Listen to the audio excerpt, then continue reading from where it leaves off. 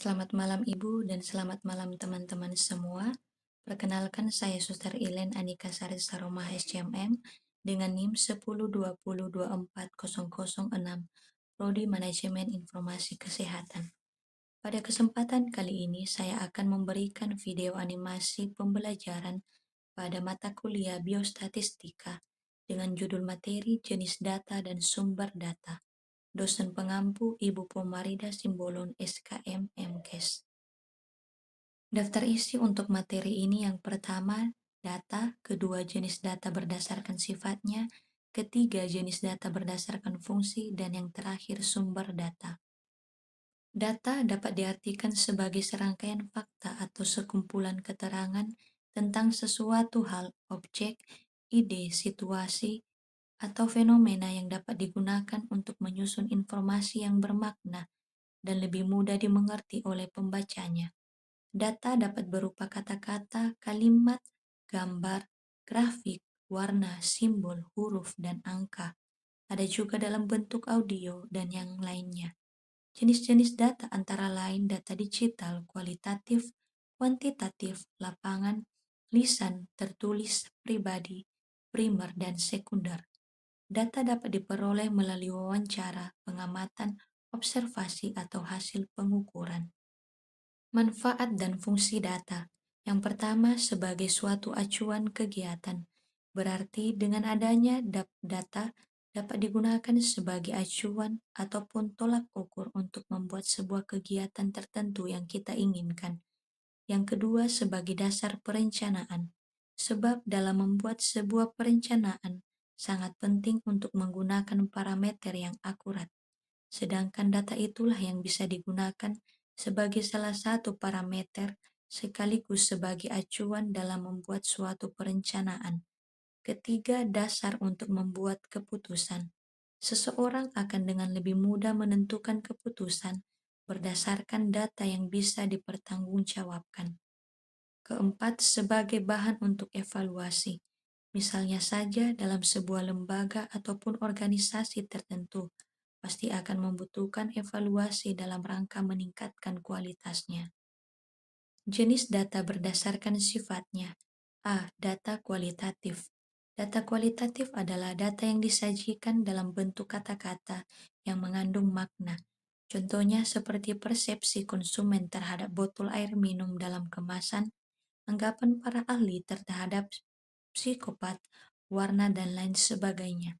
Ciri utama data kualitatif didapat dengan cara menghitung, sehingga tidak memiliki nilai desimal. Selain itu, data kualitatif memiliki ciri-ciri tidak bisa dilakukan operasi matematika, seperti penambahan, pengurangan, perkalian, dan pembagian. Contoh data kualitatif adalah data gender, data golongan darah, data tempat tinggal, atau data jenis pekerjaan. Yang kedua, data kuantitatif. Data kuantitatif adalah data yang dipaparkan dalam bentuk angka-angka. Misalnya adalah jumlah pembeli saat Hari Raya Idul Adha, tinggi badan siswa kelas 3 IPS 2, nilai matematika, dan lain sebagainya. Data kuantitatif jenis data yang kedua berdasarkan sifat adalah data kuantitatif atau yang disebut dengan data numerik, yaitu data yang memiliki informasi yang menunjukkan besaran atau jumlah atau kuantitas yang dihasilkan berdasarkan perhitungan dan pengukuran. Yang C. Data kategorik. Data kategorik merupakan suatu data dengan perubahan kualitatif yang dihasilkan dari pengklasifikasian atau penggolongan suatu data. Sedangkan data numerik adalah suatu data kuantitatif di mana atribut yang dimilikinya bertipe numerik. Contoh data kategorik dalam rekam medis dan informasi kesehatan mencakup berbagai kategori yang digunakan untuk mengklasifikasikan informasi pasien seperti diagnosis pada pasien seperti diabetes, hipertensi, dan lain sebagainya.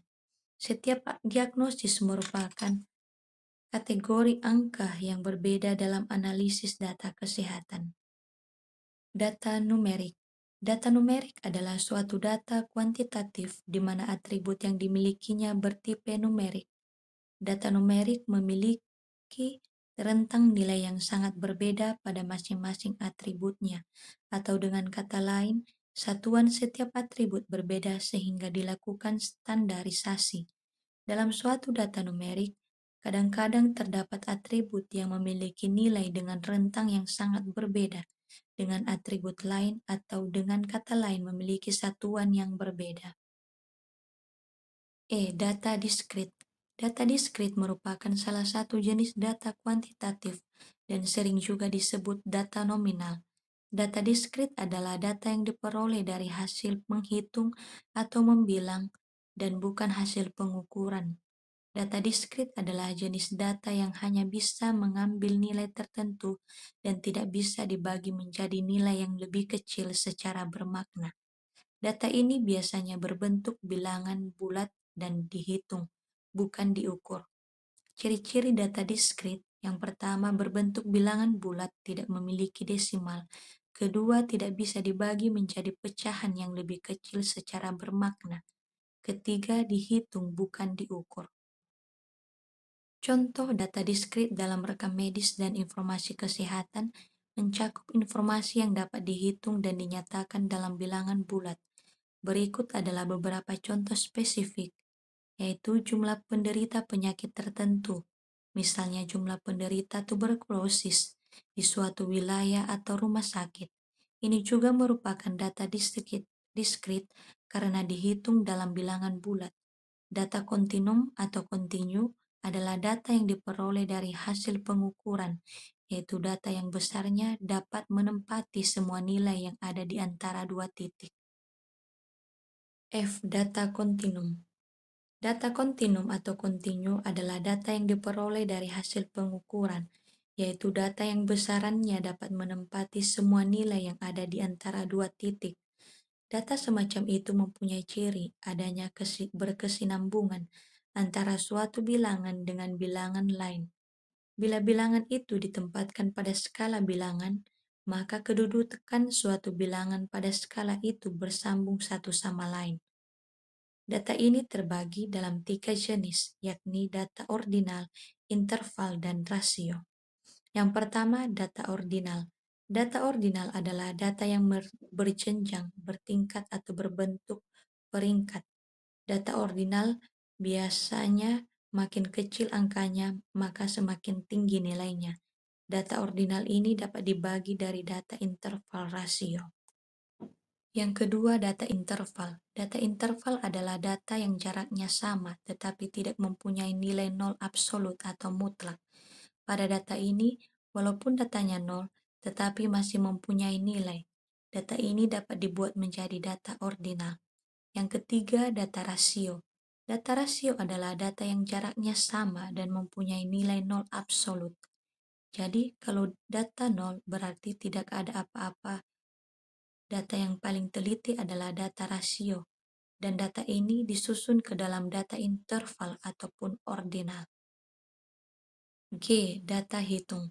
Data hitung adalah hasil perhitungan atau jumlah tertentu yang termasuk data hitung adalah presentasi dari suatu jumlah tertentu.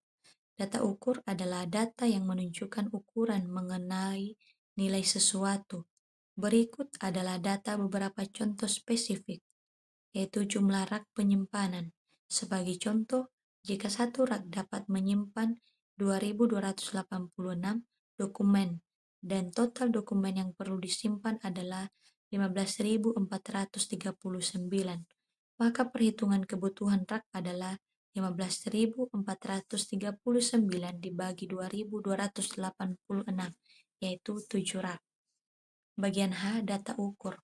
Data ukur adalah data yang diperoleh melalui proses pengukuran dan biasanya bersifat kontinu. Artinya dapat memiliki nilai dalam rentang tertentu, termasuk pecahan dan desimal. Ciri data ukur biasanya memiliki nilai desimal. Dapat diukur menggunakan alat ukur seperti timbangan, penggaris, dan lain sebagainya. Jenis data berdasarkan fungsi. Yang pertama, data epidemiologi. Epidemiologi biasanya dianggap sebagai cabang ilmu kedokteran yang menangani populasi, bukan individu. Epidemiologi merupakan salah satu metode penelitian yang salah satu cirinya adalah direncanakan dan dilaksanakan oleh manusia yang mempunyai sifat ingin tahu. Definisi epidemiologi dapat pula diartikan sesuai dengan komponen-komponen yang menyusun. Istilahnya yaitu epi atas, demos penduduk, dan logos ilmu. Dengan demikian, dalam konsep modern, epidemiologi adalah ilmu yang mempelajari segala segala sesuatu yang menimpa penduduk. B. Data klinis. Data klinis diartikan sebagai data hasil pemeriksaan pasien, pengobatan, perawatan yang dilakukan oleh praktisi kesehatan dan penunjang medis terhadap pasien rawat inap maupun rawat jalan. Data atau informasi klinis yang terakumulasi dalam rekam medis merupakan basis data yang dibedakan dalam jenis data yang diinginkan dan fungsi kegunaannya sehingga menghasilkan beragam data atau informasi. C. Data administrasi. Secara etimologis atau asal kata, administrasi berasal dari bahasa Inggris administration dengan bentuk infinitifnya to administer yang diartikan sebagai to manage, mengelola. Administrasi diartikan sebagai proses kerjasama yang dilakukan oleh dua orang atau lebih untuk mencapai suatu tujuan. Administrasi diperlukan setiap orang sejak lahir sampai dengan akhir hayatnya. Bagian D. Sumber data. Sumber data bisa berupa data primer yang diperoleh langsung melalui observasi, survei, atau eksperimen, atau data sekunder yang berasal dari literatur, laporan, atau database yang sudah ada. Berikut berbagai sumber data dalam Kamus Besar Bahasa Indonesia. Data juga diartikan sebagai kenyataan yang ada, yang berfungsi sebagai bahan sumber untuk menyusun suatu pendapat, keterangan yang benar, dan keterangan atau bahan yang dipakai untuk penalaran dan penyelidikan. Bagian E. Data primer. Data primer diperoleh secara langsung dari sumber pertama, baik individu maupun kelompok. Peneliti menggunakan berbagai metode untuk mengumpulkan data primer, seperti wawancara, observasi, dan survei. Wawancara adalah metode yang umum digunakan untuk mengumpulkan data primer, di mana peneliti mengajukan pertanyaan langsung kepada responden dan mencatat atau merekam jawaban mereka. F. Data sekunder. Data sekunder adalah sumber data penelitian yang diperoleh secara tidak langsung melalui media perantara. Artinya data ini tidak dikumpulkan langsung oleh peneliti, melainkan dari sumber yang telah ada sebelumnya, seperti dokumen, literatur, atau data yang dikumpulkan oleh pihak lain. Contoh sumber data sekunder meliputi buku, jurnal akademis, artikel, laporan keuangan, dan data sensus yang dikumpulkan oleh pemerintah. Data sekunder memiliki beberapa kelebihan, seperti sudah tersedia, mudah didapatkan, dan memerlukan waktu dan biaya relatif lebih sedikit dibandingkan dengan data primer. Namun, data sekunder juga memiliki beberapa kekurangan, seperti tidak selalu akurat dan tidak selalu sesuai dengan tujuan penelitian. Selain itu, jika sumber data terjadi kesalahan, kadaluarsa, atau sudah tidak relevan, maka dapat mempengaruhi hasil penelitian. G. Data tersier. Data tersier adalah sumber data penelitian yang berfungsi sebagai penunjang atau pendukung bagi data primer dan data sekunder.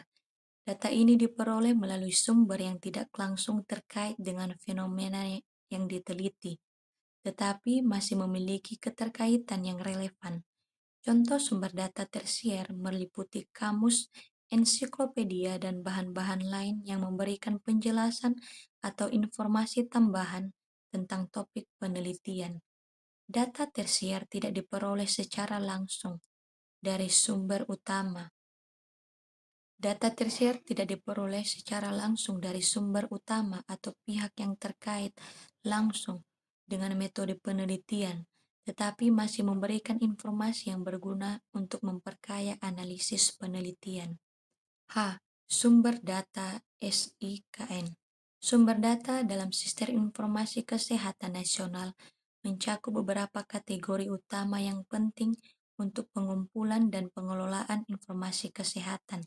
Sumber data SIKN yaitu masyarakat. Berikut adalah beberapa sumber data dari masyarakat yang relevan, yaitu sumber survei kesehatan, sensus kesehatan, pelaporan mandiri, data dari kegiatan pemberdayaan masyarakat, dan surveillance penyakit. Yang kedua, institusi.